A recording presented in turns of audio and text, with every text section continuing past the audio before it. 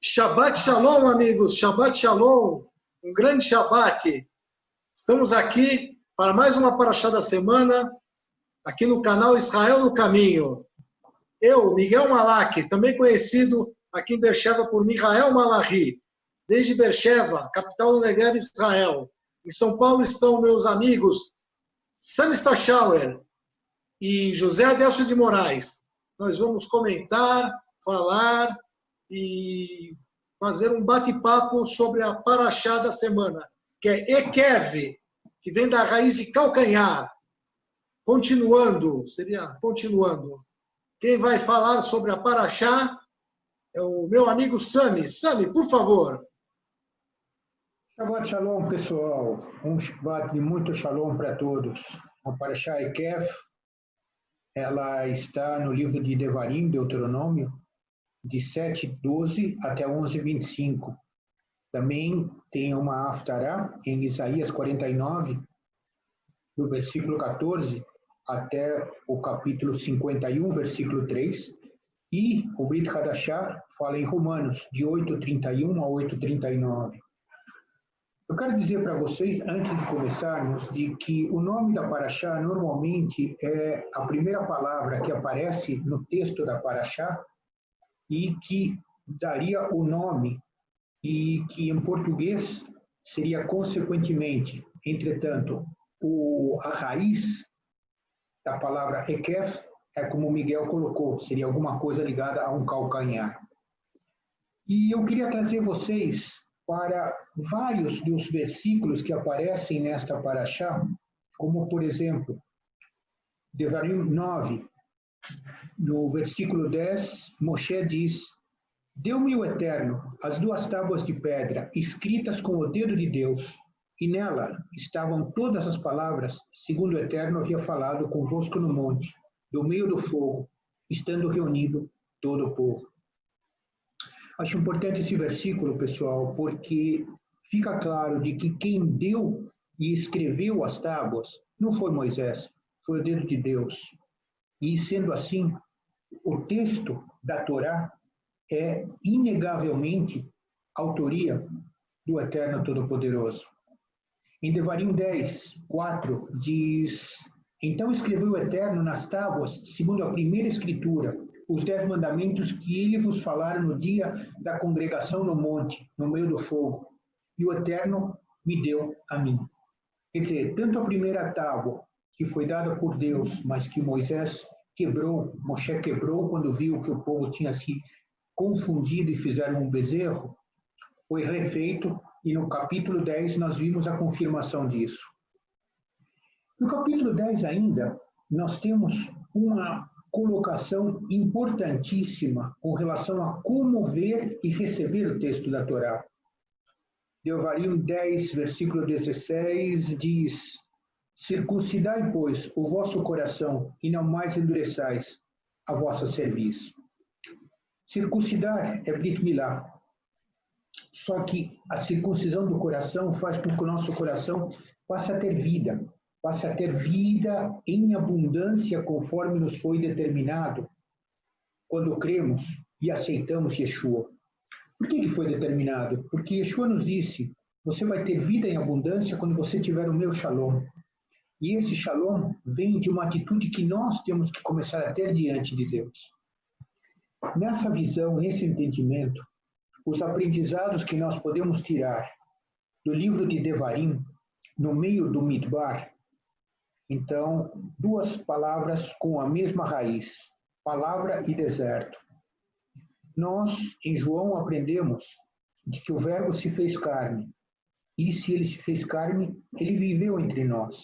Ele nos deu um exemplo vivo do que é que o exército do Eterno Todo-Poderoso consegue fazer através das maravilhas que ele nos fornece para vivermos essa vida em abundância com o coração circuncidado. E logo em seguida nós temos em Devarim 11 a segunda parte do Shema Israel.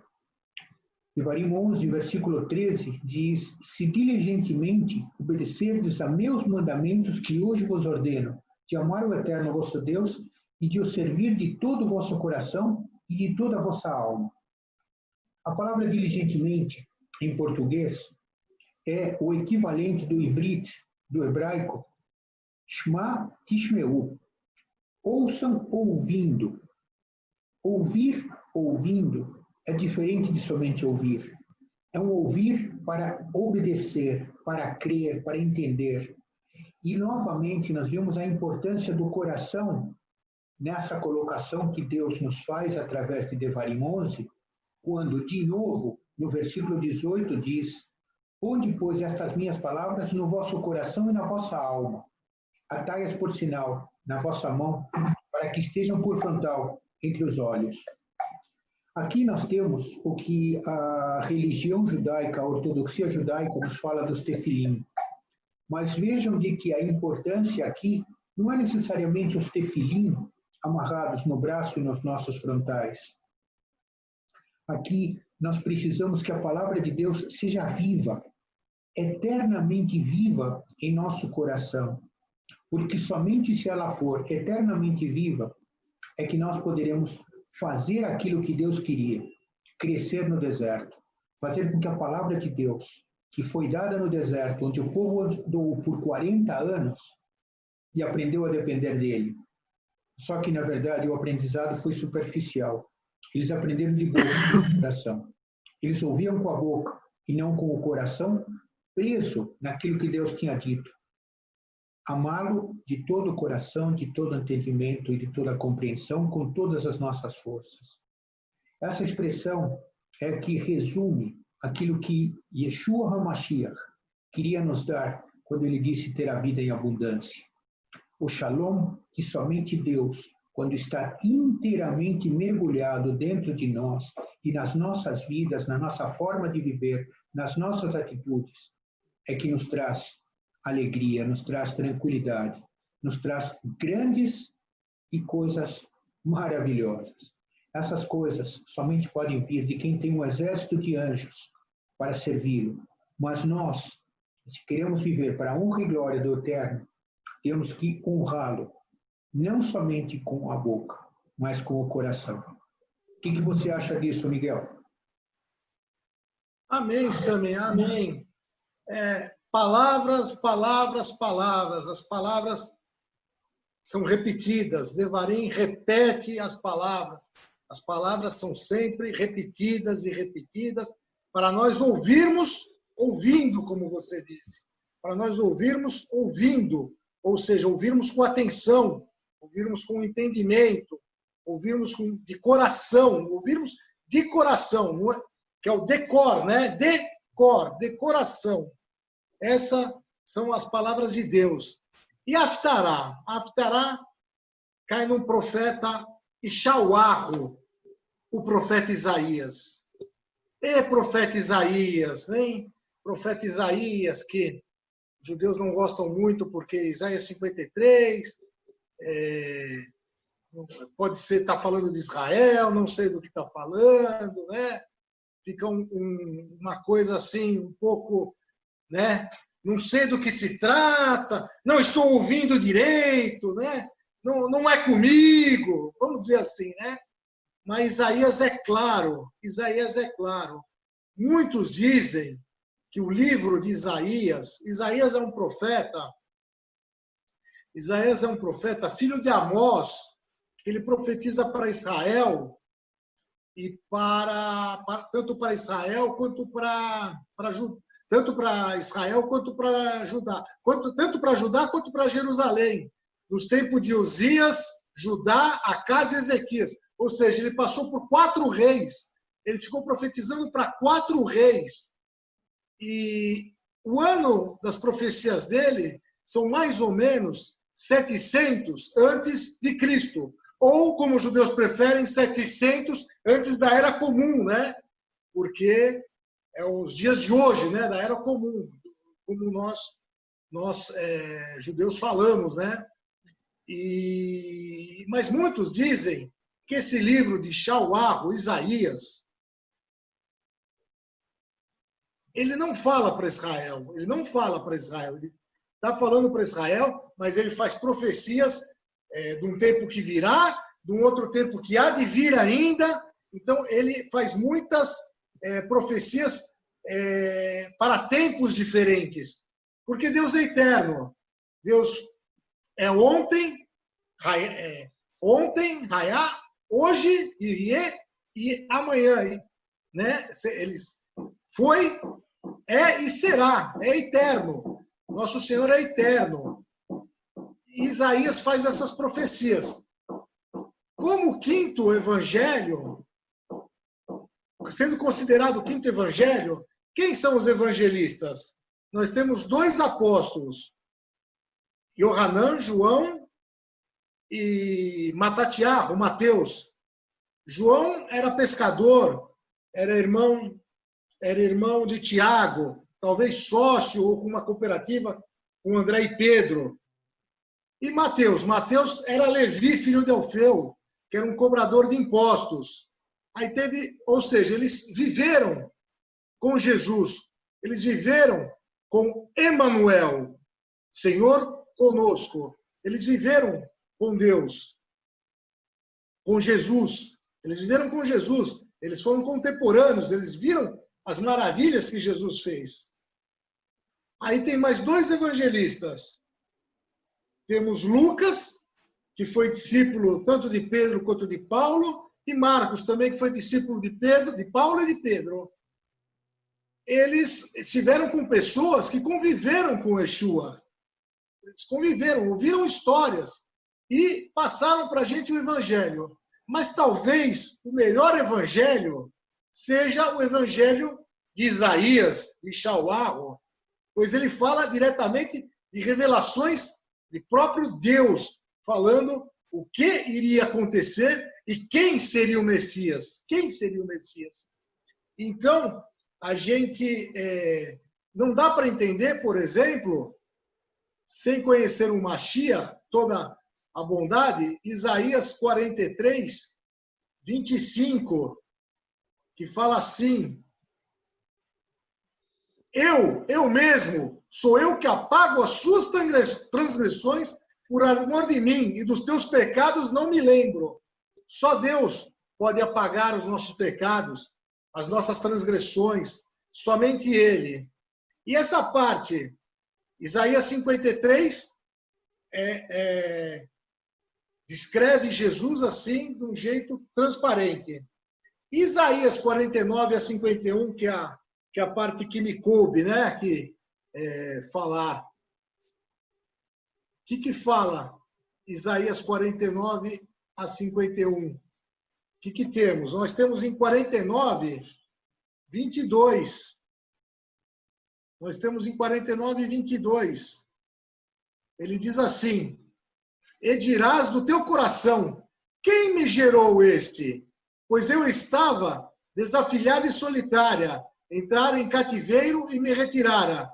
Pois quem me criou esses? Eis que eu fui deixada sozinho, e estes onde estavam? Esse é o 21. Agora entrando no 22. Assim diz o Senhor Deus: eis que me levantarei a minha mão para os gentios, e ante os povos arvorarei a minha bandeira. Então trarão os teus filhos nos braços, e as tuas filhas serão levadas sobre os ombros. Ou seja, o Mashiach irá para os gentios, ele levará a salvação para os gentios. Né? O que diz em 49:15? Porventura pode uma mulher esquecer tanto o seu filho que cria, que não se compadecerá dela, o filho do seu ventre? Mas ainda que se esqueça dele, contudo eu não me esquecerei de ti. Deus não esquece. Ele fala, mesmo que a mãe se esqueça, que é uma coisa super difícil, né? Hoje em dia, a gente vê até notícias assim, mas que para nós é absurdo. Mas a capacidade humana chega a todos esses pontos. Eu sei disso, de abandonar um filho. Eu sei disso, que a nossa capacidade como homem pode fazer isso. Mas Deus, Ele mesmo, Ele perdoa as nossas transgressões se nós, para Ele, dermos a nossa vida. e nos arrependermos, né? Aí a gente tem Isaías 50, 6, eu vou ler a partir do 4, inclusive. O Senhor Deus me deu língua erudita para que eu saiba dizer a seu tempo uma boa palavra ao que está cansado. Ele desperta-me todas as manhãs, desperta-me o ouvido para que ouça, como aqueles que aprendem. O Senhor Deus me abriu ouvidos e eu não fui rebelde, não me retirei para trás. As minhas costas ofereci aos que me feriram, a minha face aos que me arrancavam os cabelos. Não escondi a minha face dos que me afrontavam e me cuspiam. Ou seja, Isaías, as profecias de Isaías apontam para 700 anos depois da vida do profeta. Apontam para zero da Era Comum, o nascimento de Yeshua, a morte de Yeshua, tudo que Yeshua fez. A gente vê em 59. Eis que o Senhor Deus me ajudará. Quem há que me condene? Eis que todos eles, como roupa, se envelhecerão, e as traças o comerá. Ninguém pode condenar, ninguém condena o Senhor Jesus. Ele não tem pecados. Ele foi puro para o matadouro. A gente vê, voltando em Isaías 9, o livro todo de Isaías, ele fala coisas de Jesus, de Yeshua. Mas a terra que foi angustiada não será estremecida. Envelheceu-me nos tempos a terra de Zebulon e a terra de Naftali. Mas nos últimos tempos, a enobreceu junto ao caminho do mar, além do Jordão, na Galileia das nações. Ele fala da Galileia. Tu multiplicaste a nação, a alegria lhe aumentará. Todos se alegrarão perante ti, como se alegraram na ceifa, e como exultam quando se repartiram os despojos. Eu leio Isaías 9:3 agora. Isaías 9:1 e Isaías 9:3. E Isaías 9:6. Porque um menino nos nasceu, um filho se nos deu, e o principado está sobre seus ombros. Ele se chamará seu nome, Maravilhoso Conselheiro, Deus Forte, Pai da Eternidade, Príncipe da Paz. É ele. Eu não tenho dúvidas, não há dúvidas que esse livro de Shauarro conta a vida de Yeshua HaMashiach, Jesus, Emanuel. Seu nome é Emanuel. Ele esteve conosco, ele andou conosco. E se você o procurar e o chamar agora, ele responderá. Bata a porta e ele atenderá. Com vocês, José Adelso, para terminar e fazer a Brit Hadashah. Com você, José Adelso. Essa paraxá, ela é, além de muito bonita, o livro de Deuteronômio é muito bonito, ele poderia chamar até de obediência, né? Ele poderia chamar obediência, tá? Continuar, calcanhares, mas obediência, porque ele fala o tempo inteiro, você vai amar a Deus e abençoar, e ele vai abençoar os nossos, ou como o Sami falou. Então, é um livro maravilhoso. E trazendo isso, tanto as palavras do Sami como a do Miguel, a Brit Hadashah, que é a parte que nós chamaríamos do Novo Testamento, ele está falando exatamente isso. As provas do amor de Deus. Em Romanos 8, do 31 ao 39, ele fala desse amor. Ele fala desse amor que ele tem por nós e que às vezes até nós negligenciamos ou deixamos um pouco de lado. Ele deu seu único filho por nós. Agora, você vê na sua própria Haftará, em Isaías 49:15, diz o seguinte: qual mãe que deixa o filho para trás? Qual mãe que deixa o teu filho para trás? E aqui Deus deu o seu único filho, Senhor, para quebrar os paradigmas e as maldades que Satanás estava absorvendo para todos os humanos. Mas o legal disso, juntando isso tudo, em Mateus 4, de 1 a 11, ele diz da tentação a tentação no deserto de Yeshua. E eu tenho um paralelo muito legal que eu estava lendo e isso me chamou a atenção. Eles falam sempre em 40 dias. Yeshua estava 40 dias de jejum e Moisés ficou 40 dias no monte. Como ele se alimentou, a Bíblia não diz se ele está jejuando, se não estava, mas são 40 dias. E Deus age de uma forma fantástica, que a autoridade é dele. Então, Satanás ofereceu pão para Yeshua e ele recusou. Ele recusou. Não só de pão viverá o homem, da palavra de Deus. Já Moshe, falando com Deus, mandou o pão do céu, o maná. Né? E, de novo, Satanás oferece os reinos, todos os reinos da terra a Yeshua. E ele diz que a terra é a autoridade do Senhor. Mas, para Moshe, ele já deu a indicação da terra a ser habitada pelo povo. E com o que foi falado na própria Paraxá, com obediência, a autoridade, aos seus estatutos e adorá-lo, será uma terra que emana leite e mel. E a autoridade do Senhor já espanta Satanás e para Moshe ele dá exatamente a autoridade do líder, mas sempre com a palavra do Senhor. E em Mateus 4:7 diz exatamente isso. Não tentará o teu Deus, como toda a palavra que vocês disseram disse. Simplesmente nós não tentaremos ao nosso Deus, mas nós vamos, sim, adorá-lo, glorificá-lo e segui-lo, porque aí sim as promessas de Deus na vida de cada um serão cumpridas. E eu queria fechar isso com a promessa que tem em Tiago 5. Tiago 5, do 7 ao 11. Vou ler para vocês. Sede, pois, irmãos, pacientes, até a vinda do Senhor.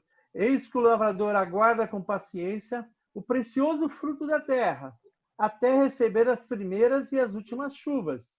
Sede vós também pacientes e fortalecei o seu coração, pois a vinda do Senhor está próxima. Irmãos, não vos queixeis um dos outros, para não serdes julgados. Eis que o juiz está à porta. Irmãos, tomai por modelo no sofrimento e na paciência os profetas, a quais falaram em nome do Senhor, como se disse de Isaías. E eis que temos por felizes os que perseveram e sejamos firmes. Tendes ouvidos da paciência de Jó, e viste que fim o Senhor lhe deu, porque o Senhor é cheio de terna misericórdia e é compassivo. Em nome de Yeshua. Amém? Por favor, Miguel, deixa eu dar uma parte. Você falou muito de Isaías 49, e eu lembrei um versículo de Isaías 49, importantíssimo, 49:6. Vejam só o que Isaías nos conta. Sim, diz ele, pouco eu seres meu servo para restaurar as tribos de Jacó e tornares a trazer os remanescentes de Israel. Também te dei como luz para os gentios, para seres a minha salvação até a extremidade da terra. Luz para os gentios, no hebraico original é Or Hagoim, ou seja, é a luz para todos. Ao mesmo tempo que ele traz de volta Jacó, Israel, para a presença de Deus, ele é a salvação até a extremidade da terra. Essa palavra salvação, no texto original em hebraico, é Yeshuati. É meu Yeshua, minha salvação que eu estou dando. Vejam que amplitude que Miguel falou sobre a presença de Isaías, tanto para Yehudim como para não Yehudim, para os Goim, para as nações, ela está claramente estabelecida na palavra de Deus em Isaías 49:6. E achei muito bacana quando o Miguel diz assim, eu não ouvi direito Isaías 53, aquele pedaço que a gente não pode ler. É verdade, não pode ler, porque no que você ler, você vai entender a importância do Or Hagorim. E aquilo que está escrito, minha salvação, Yeshua aqui. Lembrem-se, a palavra de Deus, ela é imutável. Se ele declarou que haverá salvação em nome dele, o nome dele é Yeshua. É isso aí, Miguel. Eu só queria colocar aqui até para nós estudarmos que na Haftará, Isaías 49:22, ele fala da aliá também do judeu.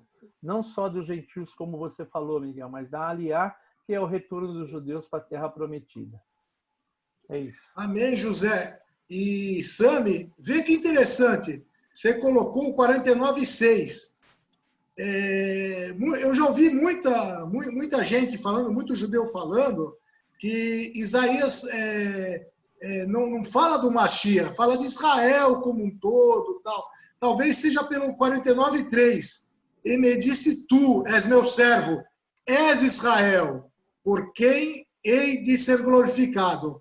Então, por esse texto, por essa parte, as pessoas falam que é Israel. Mas se a gente pegar no contexto de 1 a 5, ou até o 6 que você leu perfeitamente aí e comentou, a gente vê que se fala do Mashiach.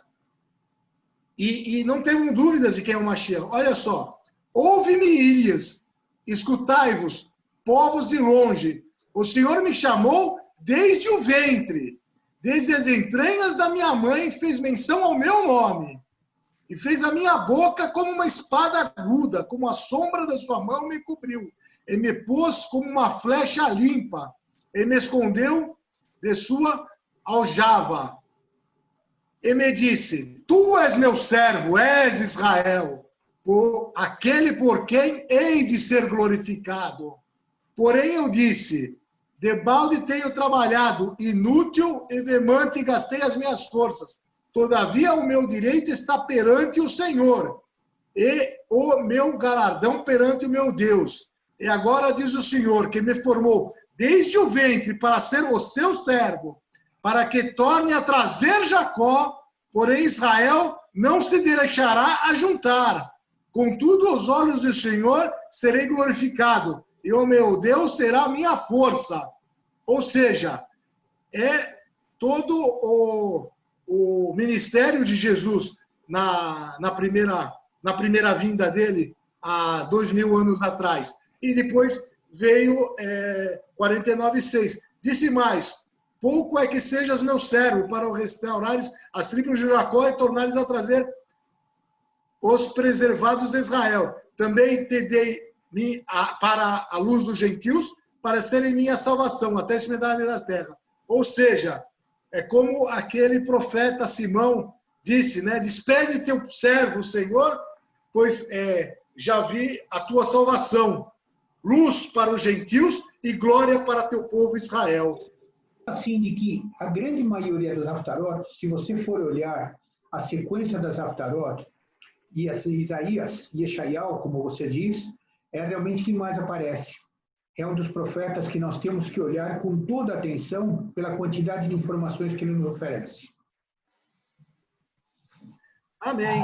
Então, vamos nos despedindo. Espero que tenha sido edificante para você que nos ouviu até agora. Obrigado pela sua audiência, obrigado por nos ouvir. Passe e repasse para seus amigos. Deu like, como o pessoal pede aí. Muito obrigado mesmo, muito obrigado mesmo. E Shabbat Shalom. Shabbat Shalom, Sami. Shabbat Shalom. Shabbat Shalom, pessoal. Obrigado. Tchau. Shabbat Shalom. Obrigado.